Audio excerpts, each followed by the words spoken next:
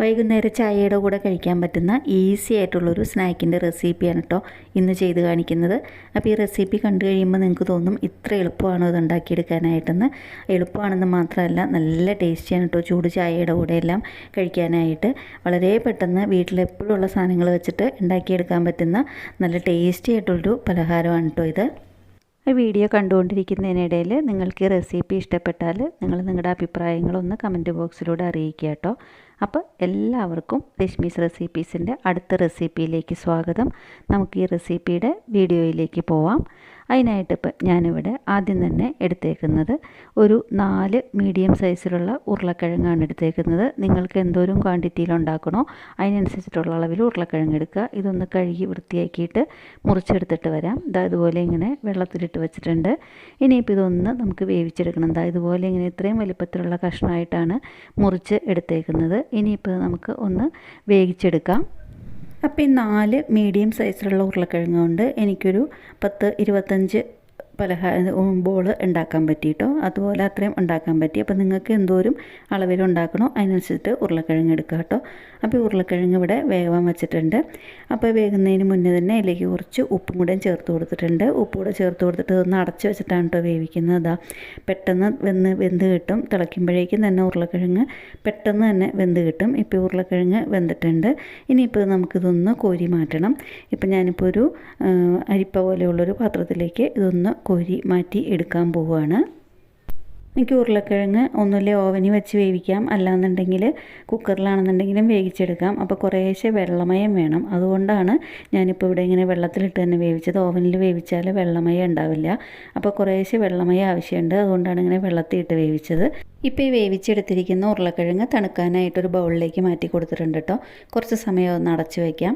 ഇപ്പോൾ ശരിക്ക് തണുത്ത് കിട്ടിയിട്ടുണ്ട്. ഉരുളക്കിഴങ്ങ് ശരിക്കും നല്ലപോലെ തണുത്ത് നല്ലപോലെ ആയി കിട്ടിയിട്ടുണ്ട്. ഇനിയിപ്പോൾ നമുക്ക് എന്തെങ്കിലും ഒരു ഫോർക്കോ അല്ലെങ്കിൽ ഇതുപോലെ ഇങ്ങനെ ഒരു മാഷർ എന്തെങ്കിലും വെച്ചിട്ട് ഉരുളക്കിഴങ്ങ് ശരിക്കും ഒന്ന് ഉടച്ചു കൊടുക്കണം.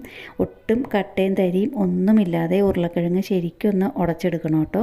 അപ്പോൾ അതുപോലെ ഇങ്ങനെ പെട്ടെന്ന് ഉരുളക്കിഴങ്ങ് അവിടെ ഇങ്ങനെ ഉടച്ചും എടുത്തിട്ടുണ്ട്. ഇനിയിപ്പോൾ ഉടച്ചെടുത്തിരിക്കുന്ന ഉരുളക്കിഴങ്ങിലേക്ക് കുറച്ച് സാധനങ്ങളും കൂടെ ചേർത്ത് കൊടുക്കാനുണ്ട്. ഞാനിപ്പോൾ ഇവിടെ ആദ്യം തന്നെ ഒരു പിടി മല്ലിയില ചോപ്പ് ചെയ്താണ് ചേർത്ത് കൊടുക്കുന്നത്. മല്ലിയില ഇഷ്ടമില്ല എന്നുള്ളവർക്ക് കറിവേപ്പില ചേർത്ത് കൊടുക്കുക കേട്ടോ. ഒരു 5-6 തണ്ട് കറിവേപ്പില ഇതുപോലെ ഇങ്ങനെ ഇല മാത്രമാക്കിയിട്ട് ഒന്ന് മുറിച്ചെടുത്തിട്ട് അത് ചേർത്ത് കൊടുക്കാം. അല്ല പിന്നെ അതിൻ്റെ കൂടെ തന്നെ ഒരു മീഡിയം സൈസിലുള്ള സവാള നന്നായിട്ട് ചോപ്പ് ചെയ്തിട്ടുണ്ട് കേട്ടോ. ചെറുതായിട്ട് മുറിച്ചേക്കാണ്. നമുക്ക് ഈ ഉരുളക്കിഴങ്ങിൻ്റെ കൂടെ ചേർന്ന് പോകാനുള്ള ഭാഗത്തിന് അത്രയും ചെറുതായിട്ടാണ് മുറിച്ച് എടുത്തേക്കുന്നത്. ഒരു മീഡിയം സൈസിലുള്ള സവാള, അല്ലാന്നുണ്ടെങ്കിൽ വലുതാണെന്നുണ്ടെങ്കിൽ പകുതി മതി. അപ്പോൾ അത്രയും സവാളയും കൂടെയും ഇതിലേക്ക് ചേർത്ത് കൊടുത്തിട്ടുണ്ട്. ഇനിയിപ്പോൾ ഇതിൻ്റെ കൂടേക്ക് വേറെ ചേർത്ത് കൊടുക്കാൻ പോകുന്നത് ഒരു സ്പൂൺ ചതച്ച മുളകാണ്. ചുമന്ന മുളക് ചതച്ചത് 1 ടീസ്പൂൺ ചേർത്ത് കൊടുത്തിട്ടുണ്ട്. പിന്നെ അതുപോലെ തന്നെ അതിൻ്റെ കൂടേക്ക് ഒരു 1/2 സ്പൂൺ കുരുമുളക് പൊടിയും ചേർത്ത് കൊടുത്തിട്ടുണ്ട്. ഇനിയിപ്പോൾ ഇതിലേക്ക് നമുക്ക് ആവശ്യത്തിനുള്ള ഉപ്പ് കൂടി ചേർത്ത് കൊടുക്കണം. ഇതാണ് ഞാൻ പറഞ്ഞത്, നമുക്ക് വീട്ടിൽ എപ്പോഴുള്ള സാധനങ്ങൾ വെച്ചിട്ട് പെട്ടെന്ന് ഉണ്ടാക്കിയെടുക്കാൻ പറ്റുന്ന ഒരു പലഹാരമാണ് കേട്ടോ ഇത്. അപ്പോൾ നമ്മൾ ആദ്യം ഉരുളക്കിഴങ്ങ് വേവിക്കുമ്പം ഉപ്പ് ചേർത്തിരുന്നു. അപ്പോൾ ഇനിയിപ്പോൾ ബാക്കിയുള്ള ഇൻഗ്രീഡിയൻസും കൂടെ ചേർക്കുമ്പം ഉപ്പ് കുറവുണ്ടാവില്ല. ഉപ്പ് കുറവായിരിക്കും. അപ്പോൾ അതിനുള്ള ആവശ്യത്തിനനുസരിച്ചിട്ടുള്ള ഉപ്പ് ചേർത്ത് കൊടുക്കുക. ഉപ്പ് പാകത്തിനുണ്ടെന്നുണ്ടെങ്കിൽ നിങ്ങൾ ഉപ്പ് നോക്കിയിട്ട് ചേർത്ത് കൊടുത്താൽ മതി കേട്ടോ. ഉപ്പ് ചേർത്ത് കൊടുത്തു. അതുപോലെ തന്നെ ഒരു 4 ടേബിൾ സ്പൂൺ കോൺഫ്ലോർ ആണ് കേട്ടോ ഇതിലേക്ക് ചേർത്ത് കൊടുക്കുന്നത്.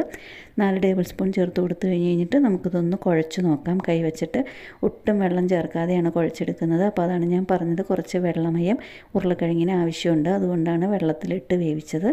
ഇപ്പോൾ ഉരുളക്കിഴങ്ങ് ശരിക്ക് ഇതുപോലെ ഇങ്ങനെ ഒന്ന് കുഴച്ചുരുട്ടിയെടുക്കുക. ശരിക്കും ഇതെല്ലാം ആയി കിട്ടാൻ ഉരുണ്ട് ശരിക്കെല്ലാം ചേർന്ന് കിട്ടാൻ പാകത്തിന് അതുപോലെ ഇങ്ങനെ കുഴച്ച് ഇതുപോലെ ഇങ്ങനെ ഒരു ബോളാക്കി എടുത്ത് വെച്ചിട്ടുണ്ട്.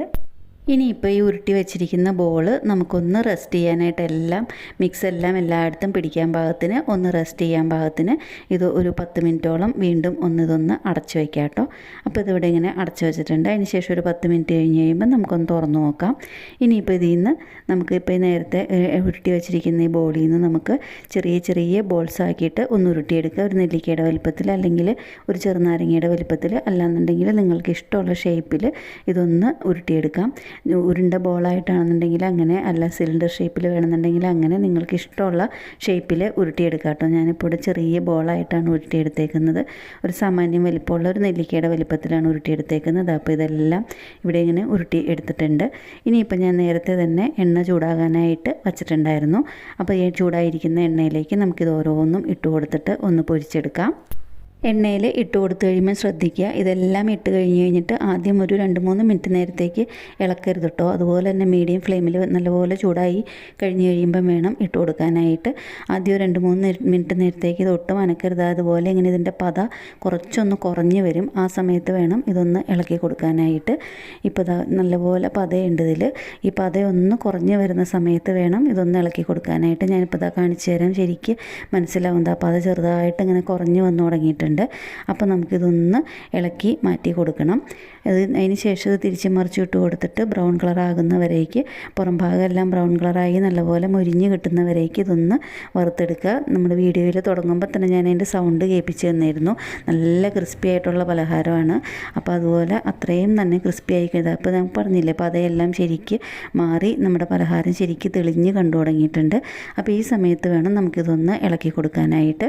നേരത്തെ നമ്മളിത് എണ്ണയിലേക്ക് ഇടുമ്പോൾ നല്ലപോലെ പതയുണ്ടായിരുന്നു. അപ്പോൾ ആ പതയെല്ലാം മാറി ഇതെല്ലാം കുറഞ്ഞ് വന്നു തുടങ്ങിയിട്ടുണ്ട്. ഇപ്പോൾ അതായത് ഞാൻ ഇതുപോലെ ഇതുപോലെ ഇങ്ങനെ ഇത്രയും വരട്ടി വറുത്തെടുക്കണം. ഇതുപോലെ ഇനിയിപ്പോൾ ഇത് നമുക്കിതൊന്ന് വറുത്ത് കോരി മാറ്റിയെടുക്കാം. ഇതിൻ്റെ എണ്ണയെല്ലാം കളയാനായിട്ട് നമുക്ക് ഹോളുള്ളൊരു അരിപ്പ് പോലത്തെ ഒരു പാത്രത്തിലേക്ക് നമുക്കിതൊന്ന് കോരി മാറ്റിയെടുക്കാം. ആദ്യത്തെ സെറ്റ് ഇവിടെ വറുത്തെടുത്തിട്ടുണ്ട് കേട്ടോ. ഇനിയിപ്പോൾ നമുക്ക് ഇതൊന്ന് നീക്കി വെച്ച് കഴിഞ്ഞതിന് ശേഷം നമുക്ക് അടുത്തൊരു സെറ്റും കൂടെയും കുറച്ചും കൂടെ ഒന്ന് വറുത്തെടുക്കാനുണ്ട്. അപ്പോൾ അതും കൂടെ നമുക്ക് എണ്ണയിലിട്ട് കൊടുത്തിട്ട് നമ്മൾ നേരത്തെ ചെയ്ത പോലെ തന്നെ അതുപോലെ തന്നെ ഇട്ടിട്ട് ഉടനെ ഇളക്കാൻ പാടില്ല. അതിൻ്റെ പത കുറഞ്ഞ് വരുന്ന സമയത്ത് മാത്രമേ അതൊന്ന് മിക്സ് ചെയ്ത് ഇളക്കി കൊടുക്കാൻ പാടുള്ളൂ. എന്നിട്ട് അതിന് ശേഷം അതും വറുത്തെടുക്കാം. ഇപ്പോൾ ദാ ഇവിടെ നമ്മുടെ പലഹാരം ഇവിടെ റെഡിയായി കിട്ടിയിട്ടുണ്ട്. നല്ല ടേസ്റ്റിയാണ് കേട്ടോ. ചൂട് ചായയുടെ കൂടെ എല്ലാം എന്തോരം വേണമെന്നുണ്ടെങ്കിലും നമ്മൾ കഴിച്ചു പോകും. അത്ര ടേസ്റ്റി ആയിട്ടുള്ളൊരു പലഹാരമാണ്. അപ്പോൾ ഇത് നിങ്ങൾക്ക് ഇഷ്ടപ്പെട്ടെന്നുണ്ടെങ്കിൽ നിങ്ങൾ ഇതുപോലെ ഒന്ന് ഉണ്ടാക്കി നോക്കിയിട്ട് അഭിപ്രായങ്ങൾ അറിയിക്കുക. അതുപോലെ തന്നെ ഇഷ്ടപ്പെട്ടാൽ ഫ്രണ്ട്സിനും റിലേറ്റീവ്സിനും ഒക്കെ ഒന്ന് ഷെയർ ചെയ്ത് കൊടുക്കുക. അതുപോലെ തന്നെ എൻ്റെ റെസിപ്പി ആദ്യമായിട്ട് കാണുന്നവരുണ്ടെന്നുണ്ടെങ്കിൽ എൻ്റെ ചാനലൊന്ന് സബ്സ്ക്രൈബ് ചെയ്ത് സപ്പോർട്ട് ചെയ്യുക. അടുത്തുള്ള ബെല്ലൈക്കൺ പ്രസ് ചെയ്ത് ഓൾ എന്നുള്ള ഓപ്ഷൻ ക്ലിക്ക് ചെയ്താൽ ഞാനിതുപോലെ വീഡിയോസ് ഇടുമ്പം അപ്പോൾ തന്നെ നിങ്ങൾക്ക് അതിൻ്റെ നോട്ടിഫിക്കേഷൻ വരുന്നതായിരിക്കും. അപ്പോൾ എന്നും പറയുന്ന പോലെ ഈസി ആയിട്ടും ടേസ്റ്റി ആയിട്ടും വെറൈറ്റി ആയിട്ടുള്ള വേറൊരു പലഹാരം അല്ലെങ്കിൽ ബ്രേക്ക്ഫാസ്റ്റ് റെസിപ്പി അല്ലെങ്കിൽ എന്തെങ്കിലും കറികൾ ഒക്കെ ആയിട്ട് ഉടനെ കാണുന്നവരേക്കും താങ്ക് യു.